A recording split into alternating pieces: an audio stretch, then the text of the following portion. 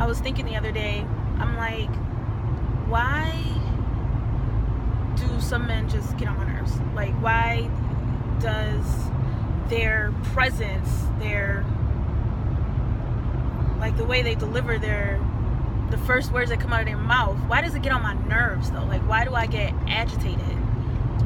And I realize it's because I really am stuck in this mentality of kind of like slavery in a way. Like, I'm stuck in this world where I'm constantly put down and bashed and belittled and underappreciated, lied about, constantly, like every day. It's hard sometimes to say, like, it's okay, Alicia, you'll be fine, you'll get through it. Sometimes I just want to say, you know, fuck all my progress, fuck everything. I just want to go. Like, I just want to go crazy and get some satisfaction. And I don't, but a lot of the reason why I think a lot of African American women kind of talk to men the way that they do is because we're kind of stuck in this mentality where we look at men and we're like, especially African American men, I think a lot of us don't even know it. We look at them and we're like, you know, you don't protect us, you don't protect me, you don't provide. Like, it's sick, it's crazy, it's a sickness, I know, and I'm trying to get through it, but at least I'm woman enough to admit that I have a problem. I have a problem with African American men. I didn't know it until I had a conversation with my sister about her being prejudiced.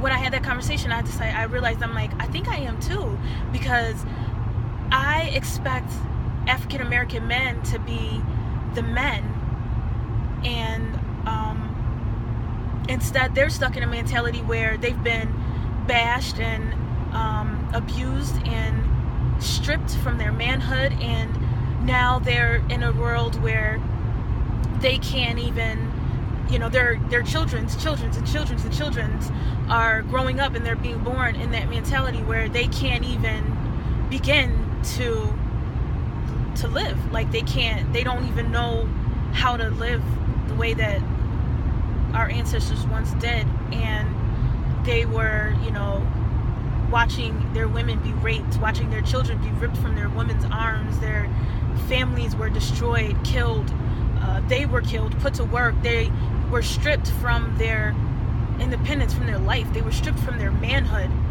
and it scared the shit out of them for generations. And now we have women like myself who, unfortunately, I'm gonna admit, I'm part of the problem. I do put down a lot of African American men. I said to this one African American guy the other day, he was like, yo, ma, like, I want to wife you. I'm like, sweetheart, I will break your heart. I was like, I'm so successful with my life that I would make you feel like you are the worst person in the world. After about 2 years, like, it would take you a little while for you to feel like that, but after a while I would make you start feeling less than a man, because I would require you to be the man that I see when I look at you, and you're not that man. You're trying to be the same person that you were when we met, and I'm trying to make you be the man that I know you can be. And I said, you would never be able to be that man, not because you don't have the potential to be that man, but because you're not ready to be that man, and I would require you to do so because of where I am in my life, at my level. I would require you to be above me so that I could follow you, so that you could be the man of our household, but you wouldn't be able to do that because you're not ready. And I was like, and that immaturity in me would drive you away and make you want to be with a woman that was lower and less than me. It wouldn't make me want to cheat on you and be with a man that's more than you. I would want you to come up to me, but you wouldn't be able to handle that pressure of being something that you don't think you are, and being something that you're not ready to be.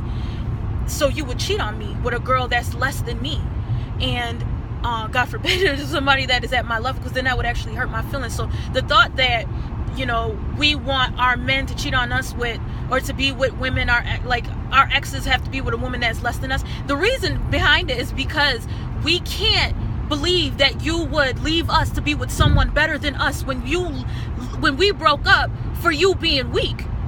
How can you expect to be with another woman that's bigger and better and beautiful, got more money and everything than me, when you can't even be with me? I'm supposed to be a stepping stone for her, for you to be with her. But instead, you and I broke up because you were too weak to be a man.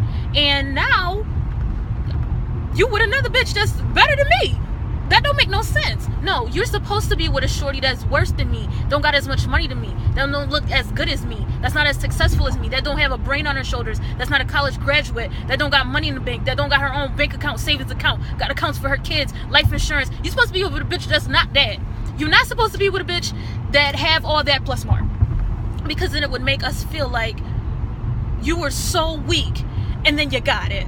And it sucks, because if you were gonna get it, you should have got it with me.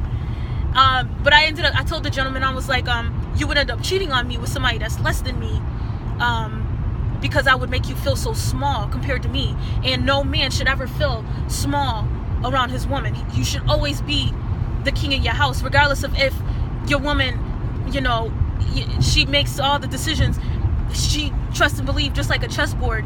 She gonna protect and defend and fight and kill for you, because you're the king. You're the king of the castle. You're the king of the house. I can't have no king be no piece of shit ass dude. And it's unfortunate, because a lot of African American men are stuck in this mentality where they don't even know how to be men. They're being raised by boys. They're being raised in a society where they can't even be a man. They can't even begin to be a man. And it's not that I don't date African Americans or anything like that. I have my daughter's father's African American, but I just don't like them. I don't like who they are. I respect them, but I don't really like them. Some of them, like my stepdad, I love him, but I don't really see him as a color. It's really weird. My mind is really strange. I'm just being honest. Like, there is a difference. But African American men in general, they act like they're so entitled, and they're not. Like, why don't you start by raising children to be grown men and grown women? Why don't you start there? Because your generation, my generation of men, African American men, they're over. They're done. Like, you're not gonna amount to anything. You're not gonna do anything that's gonna change the way that an organism works. They will continue to use different strategies and defense mechanisms that work for them, that will keep them alive, and sitting there and being complacent, being obedient, not being kings, has kept African American men alive. It's getting to a point now, though, that a lot of African American women are done. We don't want it anymore. We want men. So it's a scary thought.